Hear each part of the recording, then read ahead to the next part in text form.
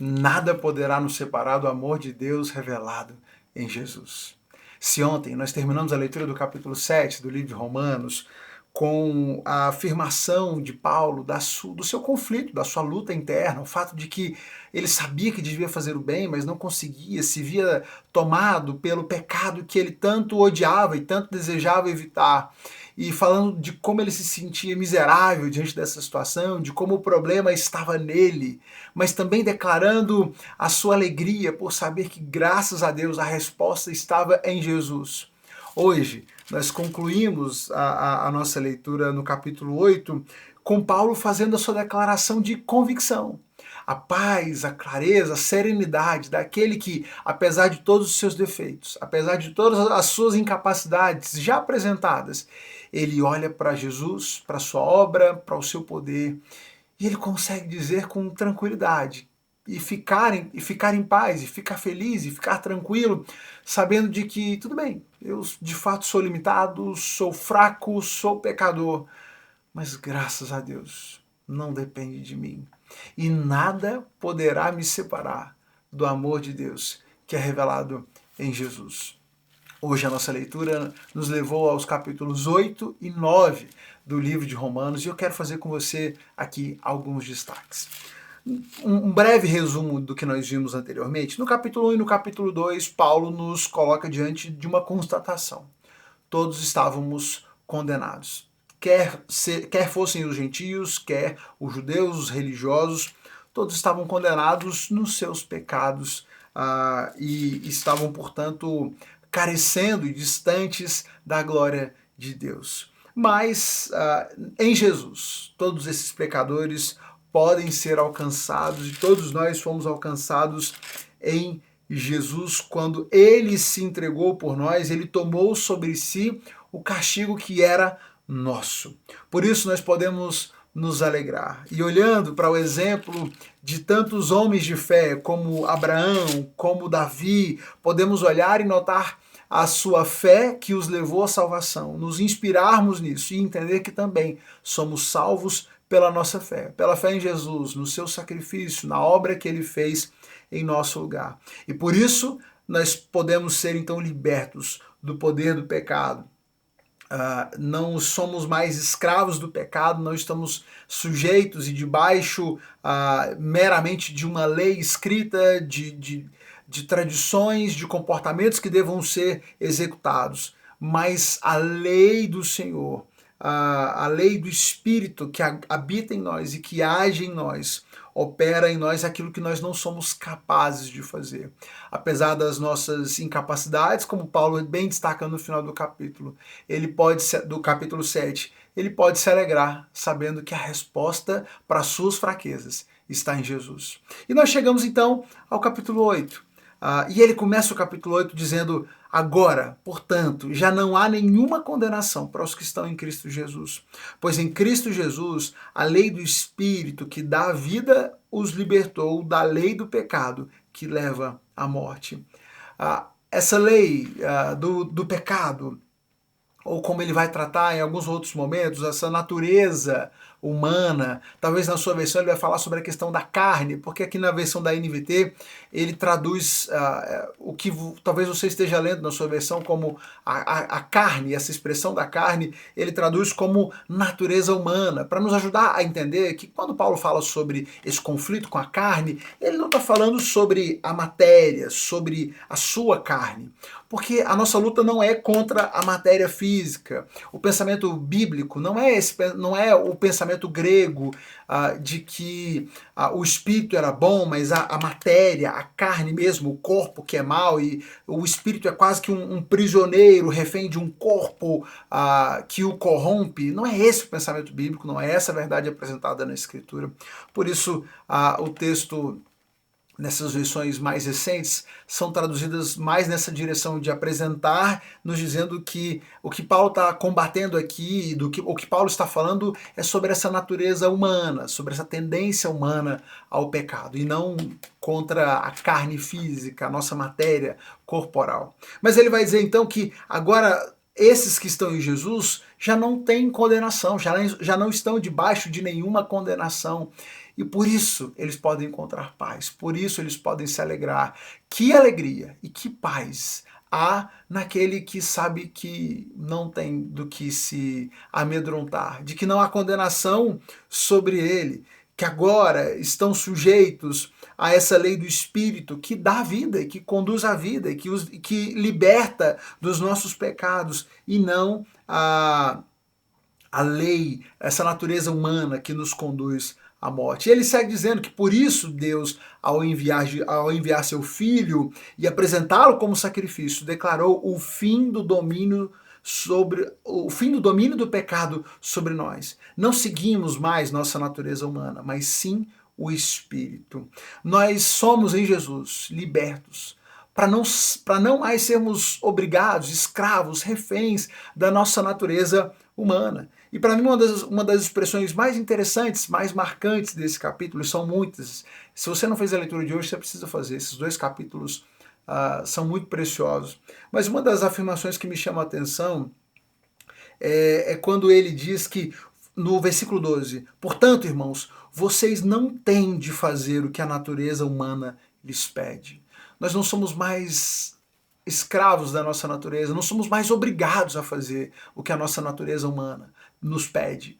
Em Jesus, nós somos libertos. Libertos para não fazer as nossas próprias vontades. E é por isso que o texto bíblico vai nos dizer que todo aquele que é pecador é escravo do pecado, porque, na verdade, a natureza do pecado nos escraviza. Aquele que está no pecado e vive em pecado está escravizado pelos seus próprios desejos. A verdadeira liberdade é aquela de não ter que se curvar aos seus desejos, aos seus impulsos, a todas as suas vontades e à sua natureza humana. Jesus, por meio do seu Espírito e no poder do seu Espírito, nos dá a possibilidade de sermos libertos. Se, contudo, pelo poder do Espírito fizerem morrer as obras do corpo, viverão, porque todos que são guiados pelo Espírito são filhos de Deus. E ele segue dizendo no verso 15, pois vocês não receberam um espírito que os torne de novo escravos medrosos, mas sim um Espírito de Deus, que os adotou como seus próprios filhos. Perceba, e essa é uma passagem interessante que muitas pessoas usam descontextualizada, porque Deus não nos deu um espírito de covardia, mas olha o contexto que ele está falando. Quando ele diz que nós não recebemos um espírito de covardia, ele está dizendo, olha, você não... esse espírito de coragem que você tem, que não é de covardia, é aquilo que te capacita a lutar contra o seu pecado. Não é uma questão de vitória, de prosperidade, mas é sobre a coragem, a ousadia de romper com a escravidão da sua natureza humana. Essa é a grande libertação que o Senhor trouxe a todos aqueles que estão debaixo dele, que vivem, que são guiados pelo seu Espírito. Se antes Paulo estava dizendo que ele lutava e ele tinha esse conflito dentro dele de fazer aquilo que ele não queria, que sabia que não devia, e aquilo que ele queria fazer ele não conseguia, ele segue dizendo que em Jesus e no poder do Espírito esse jogo pode ser mudado. Esse jogo pode ser mudado não pela sua capacidade, não pela capacidade de Paulo, não pelas nossas capacidades, mas pela habilidade, pela capacidade, pela força do Espírito de Deus, que nos capacita, que nos dá ousadia, inclusive para participarmos dos sofrimentos de Cristo. E aí ele segue falando sobre essa glória futura que é aguardada, o fato de que, olhando para os sofrimentos que ele agora enfrenta, apesar de todos os sofrimentos, ele pode manter o seu coração esperançoso, porque ele sabe que irá participar da glória futura. E diante dessa glória futura que está em Jesus, as lutas que ele passa hoje são muito pequenas, são quase nada. E nesse trecho nós temos uma das expressões também, uma das mais mal compreendidas do texto bíblico, quando no verso 37 ele diz, mas apesar de tudo isso, somos mais que vencedores por meio daquele que nos amou. E aí a turma que está doida para vencer, para ficar rico, pega esse texto, porque olha aqui, porque a Bíblia nos diz que nós somos mais do que vencedores. Mas essa é a conclusão de um trecho em que Paulo está listando uma porção de sofrimentos e de angústias. E ele está, na verdade, dizendo, olha, a nossa vida aqui é difícil. São muitas as aflições. Os sofrimentos que eu passo agora são muitos, eles são pequenos diante daquilo que vem, mas eles existem. Até a natureza geme, é o que ele diz. Toda a criação geme por causa do pecado, toda a criação sofre e se angustia por causa do pecado. Aguardamos ansiosamente o dia em que tudo será restaurado, em que desfrutaremos os nossos direitos de adoção, é o que ele diz. Essa é a nossa esperança, a esperança que nós temos desde que recebemos a Jesus, porque sabemos que ele nos predestinou, nos chamou, nos deu e nos dará a sua glória. Mas aqui passamos pelas dificuldades, aqui passamos pelas lutas. E, inclusive, é nesse contexto que ele vai dizer: e sabemos que Deus faz todas as coisas cooperarem para o bem daqueles que o amam e que são chamados de acordo com o seu propósito. Que também não é um discurso de vitória e de dizer que nada vai dar errado para você, de que nenhuma luta você enfrentará. Não. É justamente Paulo dizendo: em tudo isso que você tem enfrentado, em todas essas dificuldades, nós podemos ter a convicção de que esse Senhor, que está sobre tudo e todos, faz com que todas essas coisas cooperem para o bem. Todas as coisas, inclusive as difíceis, inclusive os problemas que você enfrenta. E a verdade é que nada poderá nos separar do amor de Deus, que está revelado em Cristo Jesus. E aqui Paulo tem o seu momento meio coach da depressão, né? No verso 35, ele vai dizer: o que poderá nos separar do amor de Cristo? Serão as aflições, ou calamidades, perseguições, ou fome, miséria, perigo, ameaças de morte? Como dizem as Escrituras, por causa de ti enfrentaremos a morte todos os dias, somos como ovelhas levadas para o matadouro. Mas apesar de tudo isso, somos mais do que vencedores por meio daquele que nos amou. Paulo está listando essas coisas, não são aleatórias, não, são as coisas que ele está enfrentando. Ele fala sobre as aflições, as calamidades, as perseguições, a fome, a miséria, o perigo, as ameaças de morte que ele já enfrentou. E tudo isso ele já passou por essas coisas. E ele diz que dia a dia ele se sente como uma ovelha sendo levada para um matadouro. Mas, apesar de tudo isso, ele sabe que é mais do que vencedor, que nós somos mais do que vencedores por meio daquele que nos amou. É por isso que ele diz que nada em toda a criação jamais poderá nos separar do amor de Deus revelado em Cristo Jesus, o nosso Senhor. O que nós contemplamos nessa leitura de hoje não é a convicção daquele que é sempre vitorioso, é a convicção daquele que sabe que não pode nada, que não é capaz de nada, e que por saber-se e reconhecer-se incapaz, ele pode descansar nas mãos daquele que pode tudo. E por isso ele está convicto de que mesmo diante das lutas que ele enfrenta hoje, essas são coisas pequenas, diante da glória que virá. E se o Senhor o predestinou, chamou, escolheu e deu a sua glória, por que ele vai temer?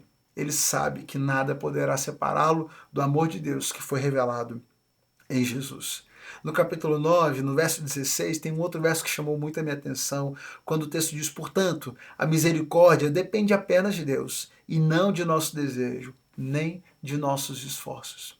A misericórdia de Deus é algo que depende só dele, é ação exclusiva do Senhor, não depende de nós, não depende de mim, dos meus e dos seus esforços. E isso também é motivo de alegria e de descanso, por saber que tudo está nas mãos do Senhor.